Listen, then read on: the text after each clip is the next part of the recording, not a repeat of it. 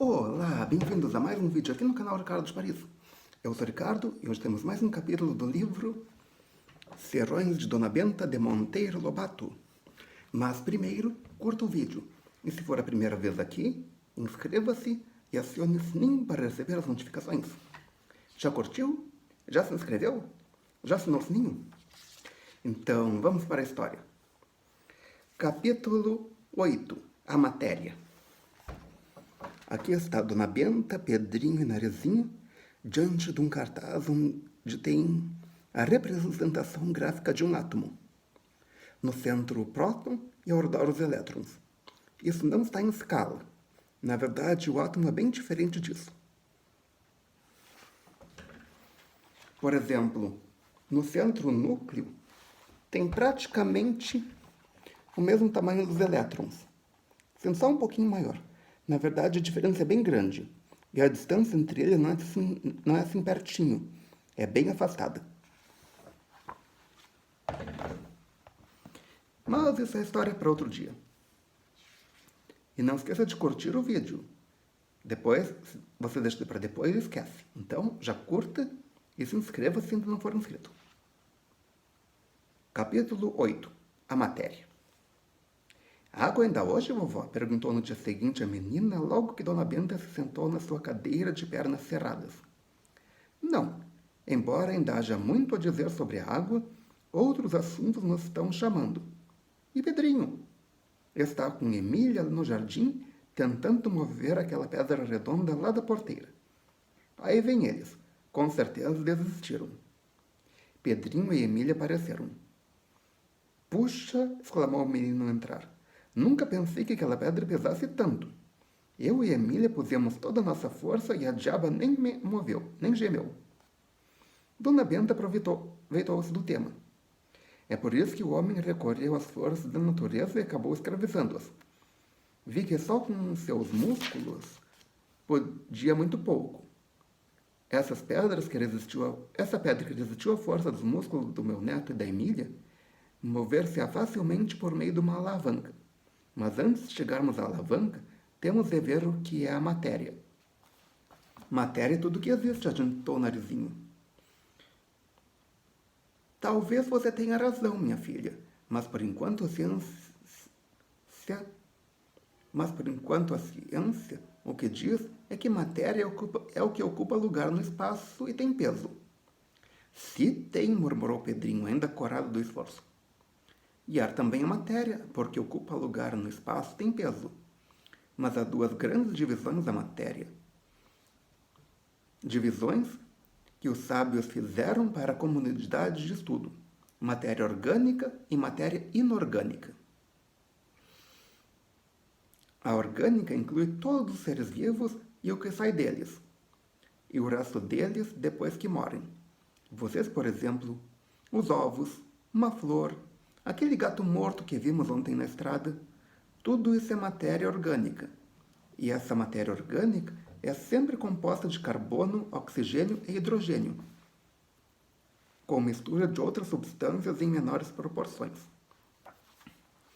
E a matéria inorgânica inclui tudo que não é orgânico, que não tem ou não teve vida. O oxigênio, o hidrogênio, o carbono, a água, o ar, a pedra que desafiou o Pedrinho, os metais, tudo isso é matéria inorgânica. Mas a matéria orgânica é feita de matéria orgânica, observou Pedrinho, porque o carbono, o oxigênio e o hidrogênio, que são as bases da matéria orgânica, como a senhora disse, pertencem ao grupo das coisas inorgânicas. Perfeitamente, mas só quando esses elementos se combinam de certo modo que e recebem esse mistério chamado vida, é que se tornam orgânicos. O estado geral da matéria é o inorgânico. O estado orgânico é uma fase passageira. No dia em que extinguir-se a vida em nosso globo, acaba-se a matéria orgânica. Fica só a inorgânica. Bem sei disso, vovó, disse Pedrinho. Na geologia tratamos desse ponto. Como também sei que a matéria se apresenta em 3 estados conforme o calor que está submetida: sólido, líquido e gasoso. Perfeitamente.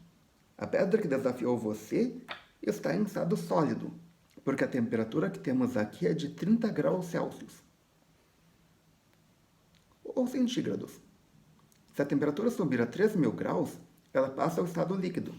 E se a temperatura continuar a crescer, passa ao estado gasoso, e vice-versa. Esse gás de pedra volta a ser líquido se a temperatura baixar, e por fim volta a ser sólido se baixar mais ainda. Nosso planeta já foi uma bola gasosa.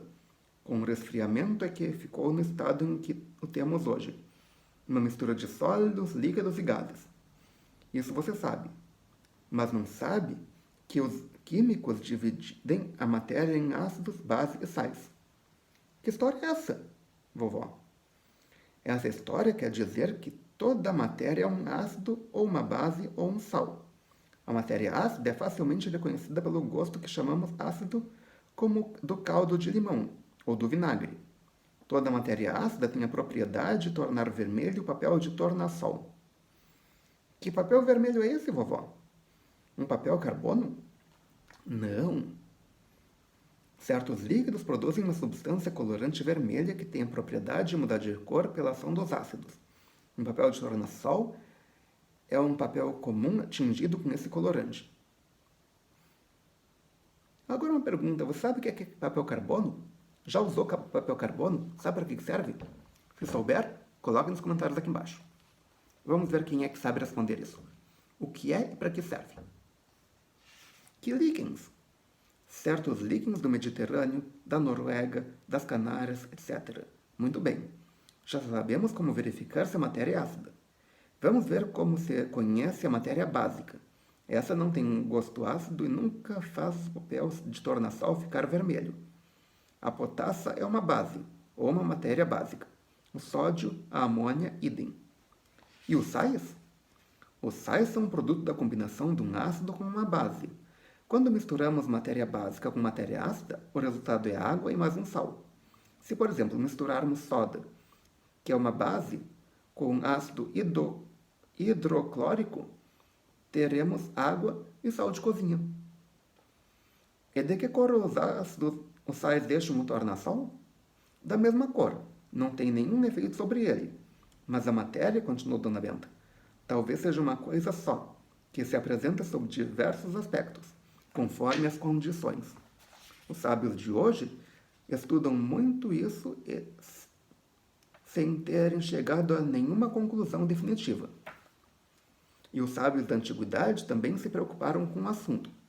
Por longo tempo ficou estabelecido que todas as substâncias que compõem o mundo se reduziam a 4 elementos: água, ar, terra e fogo. E os sábios do Tibete, ainda em nossos dias, aceitam essa divisão, mas um aumentozinho: água, ar, terra, fogo e espaço etéreo. E hoje como é? Hoje a ciência admite, em vez de 4 elementos, 92. São os chamados corpos simples, isto é, as substâncias que não podem ser desdobradas em outras. O oxigênio, o ferro, o ouro, o carbono, o mercúrio, o chumbo, etc. São corpos simples e são esses 92 corpos simples que entram na composição de todas as substâncias existentes. Na verdade, existem mais atualmente. Na época que foi publicado, eram conhecidas essas 92 substâncias. Atualmente são mais. E amanhã como será, vovó? Não sei, meu filho. A ciência não para de estudar e de remendar o que chamamos verdade científica. Antigamente, a verdade era a existência de 4 elementos. A verdade de hoje é a existência de 92. A verdade do futuro talvez seja a existência de um elemento só. Mas como não vivemos no passado nem no futuro, e sim no presente, só nos interessa a verdadezinha de hoje, embora a admitamos com grãos salios, como dizem os filósofos. Com grão de sal, vovó? Que história é essa de verdade salgada? Quando a gente acredita numa coisa, mas não acredita bem, como diz a Emília, é que estamos botando a nossa crença num grãozinho de sal. Mas que sal, vovó? De cozinha? Não, meu filho, um grãozinho do sal da dúvida. Um dia, quando você chegar à minha idade, saberá o que é o sal da dúvida. Um dia, depois de ler Anatole France e outros mestres salgadores das verdades humanas. Na sua idade, Pedrinho, somos só açúcar, sal nenhum. Somos gostoso açúcar da credulidade. Mas continuemos com a nossa lição. A ciência atual manda crer que a matéria é composta de pequenas partículas denominadas moléculas, em que as moléculas são compostas de partículas ainda menores denominadas átomos. Certas moléculas têm um só átomo, outras possuem dois ou mais. Os sábios modernos vão mais longe, dividem os átomos em partículas ainda menores, chamadas elétrons e prótons. Mas veremos isso depois. Aqui a ilustração da Dona Benta apresentando uma molécula. De que será? Não sei, não diz no livro. O átomo é visível, vovó? Não, meu filho, é invisibilíssimo. No entanto, os sábios brincam com ele como se fossem bolas de tênis. Chegam a promover bombardeios de elétrons, uma coisa interessantíssima que havemos de estudar mais tarde.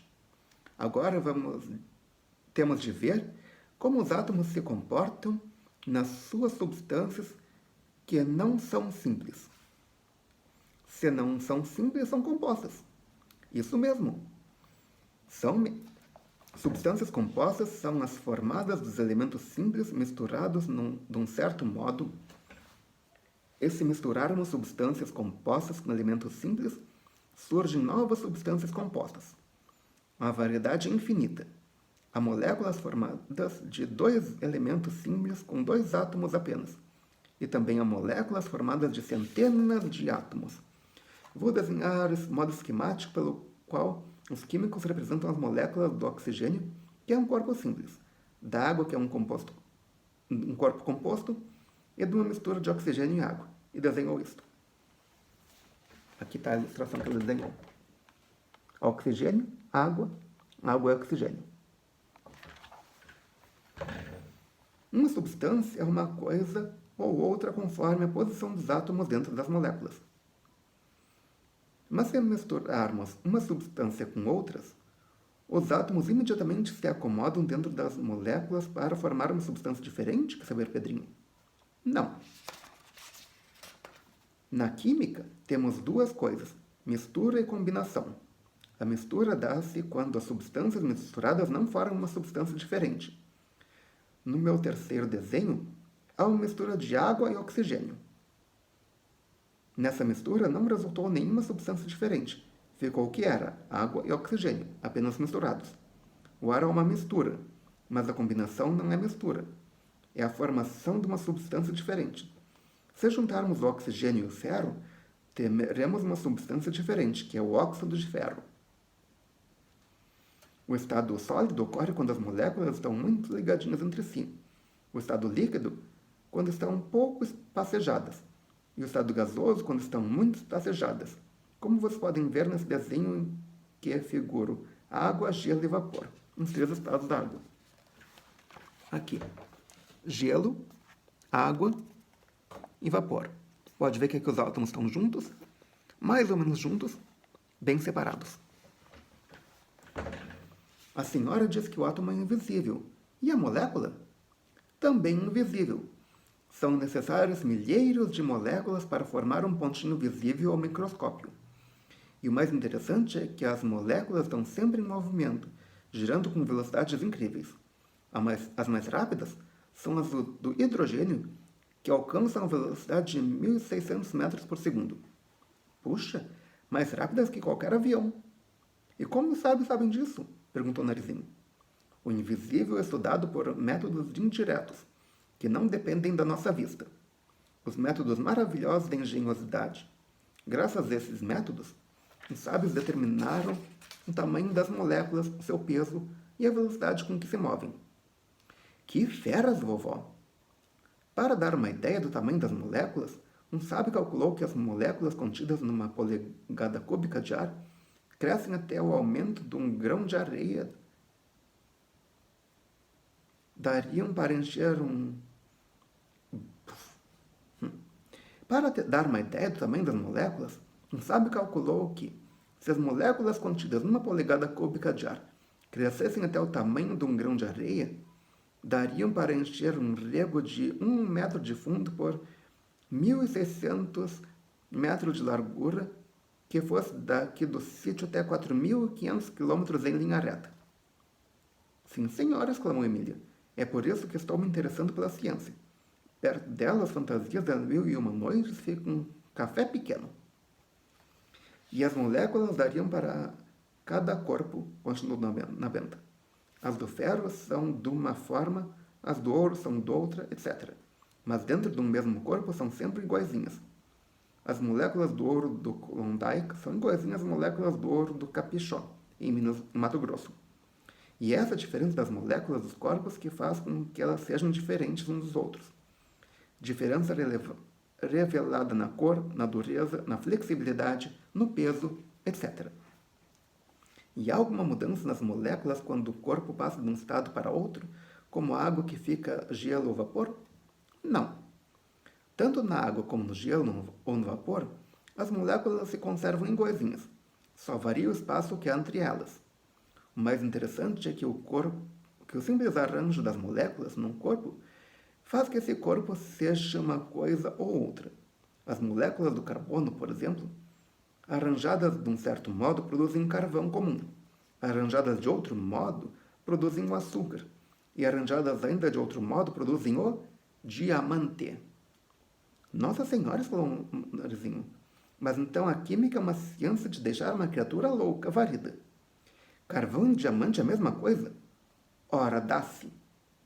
Pois é, minha filha. A ciência serve para nos revelar a maravilha que é a natureza. E hoje ainda sabemos muito pouco. Imagine quando soubermos tudo. Quando soubermos em menores detalhes como é prodigiosa a engrenagem das coisas. Mas até lá o cérebro humano tem de tropicar muito, tem de desenvolver-se, adquirir novas faculdades. Com o poder atual do nosso cérebro, chegamos até um certo ponto e paramos. Ergue-se diante dele uma escuridão, uma parede preta que o filósofo inglês Spencer batizou de incognoscível. O que quer dizer? Quer dizer que não se pode conhecer. E como tal Spencer sabia disso? Também acho que ele errou, minha filha. Devia dizer o incognoscido, isto é, o que no momento ainda não podemos conhecer. Mas quem pode adivinhar o futuro? Mas se é incognoscível, que não pode ser conhecido, naquele momento. Mais adiante, vamos investigar. Mas no momento que descobrem o que é, vão descobrir que existe mais coisa adiante. Então, continua o incognoscível existindo. Ou seja, o incognoscível apenas avança, o conhecimento apenas vai avançando, nunca vai chegar no fim. Quem pode dizer o que será o nosso cérebro daqui a milhões de anos, quando cada homem tiver uma cabeça tão grande que perto deles? Rui Barbosa pareceu microcéfalo. Microcéfalo quer dizer cabeça pequenininha. Os homens do futuro terão de andar carregados em carrinhos ou berços de rodas, como os nenês de hoje, por causa do peso da cabeça, sugeriu Emília. Já imaginei isso. Bem, mas até lá contentemo-nos com as nossas atuais cabecinhas, que já descobriram muita coisa e estão constantemente a descobrir outras. Apesar de microcéfalos, como ainda somos, sabemos, por exemplo, que no mundo existe um imã da matéria, a energia, a qual produz as contínuas mudanças que vemos ao redor de nós. Essas mudanças são de dois tipos, umas físicas e outras químicas. Se a matéria só muda de estado ou de forma, a mudança é física. Quando a água muda em gelo, tanto Tia Anastácia descasca uma mandioca, há mudanças no estado da água e da forma da mandioca. São mudanças físicas que não alteram nem a água nem a mandioca. E a mudança química altera, afirmou Pedrinho. Já compreendi. Se compreendeu, deu um exemplo, disse Dona Benta. E o menino respondeu sem vacilar. Separando o oxigênio e o hidrogênio da água, temos uma mudança química. Do mesmo modo que, depois de Tia Anastácia cozinhar a mandioca, temos uma mudança química. Porque a mandioca cozida é uma coisa diferente da mandioca crua. Todos se espantaram da esperteza de Pedrinho. Dona Benta fez cara de aprovação, murmurando. Exatamente. Como sem saber, Pedrinho, você acertou desse jeito? Perguntou o Narizinho. Cérebro, minha cara, respondeu o menino. A coisa lá por dentro funciona sem que a gente saiba como, tal qual nas charadas. Um dá a pontinha do fio e o miolo da gente acha o novelo. Cabeçudo, murmurou Emília, com o pensamento dos homens do futuro metidos em carrinhos de vinho. Nas soluções, continuou Dona Benta, temos bons exemplos de mudanças físicas. A água de açúcar, por exemplo, é uma solução de água com açúcar, mas as moléculas do açúcar ficam apenas misturadas em moléculas de água, sem que haja nenhuma combinação química. Se evaporarmos a água, o açúcar aparecerá de novo. A química é uma ciência das mais interessantes e úteis ao homem. Todos os dias os químicos estão obtendo coisas novas graças aos processos químicos de síntese e análise. Que processos são esses? Quando uma substância é estudada com o fim de sabermos de que elemento simples se compõe, há análise. Assim, o químico analisa um pedaço de rocha para descobrir de que metais é formada. Na síntese, dá-se o contrário. O químico reúne elementos simples para formar com eles uma substância composta. A química sintética, isto é, a que usa a síntese, tem conseguido as melhores maravilhas modernas. Cria coisas. A gasolina, por exemplo, é obtida por meio de destilação do petróleo cru, como sai da terra. Pois bem, a química sintética já descobriu o meio de produzir gasolina por meio de uma combinação de carbono, hidrogênio e oxigênio.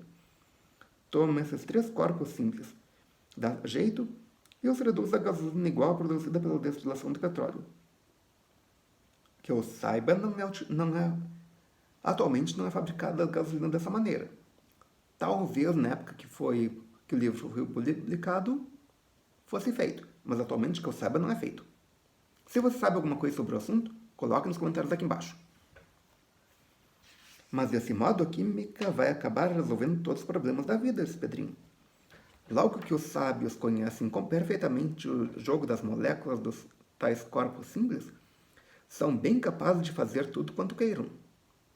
Até a gente, gritou Emília, porque nós, no fundo, o que somos? Uma combinação de oxigênio, hidrogênio, carbono, etc. Agora, é só conhecer a receita da combinação desses elementos e pronto. Temos gente fabricada em casa ou nos tais laboratórios sob medida. Assim e assim, igualzinha com a encomenda. Pode ser, Emília, disse Dona Benta. Mas até aqui a química sintética só tem feito coisas mortas. Não me consta que haja produzido vida sintética. Isto agora, nesse século de cabecinhas, ainda temos muito pequenas. Estou falando dos tempos futuros, do tempo dos cabeçudos. E aqui terminamos um capítulo.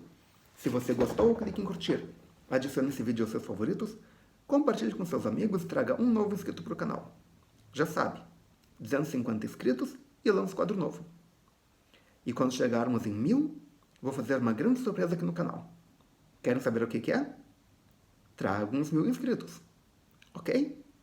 Obrigado pela presença. Obrigado pela audiência. Até amanhã com mais um vídeo que é mais matéria e melhor possível.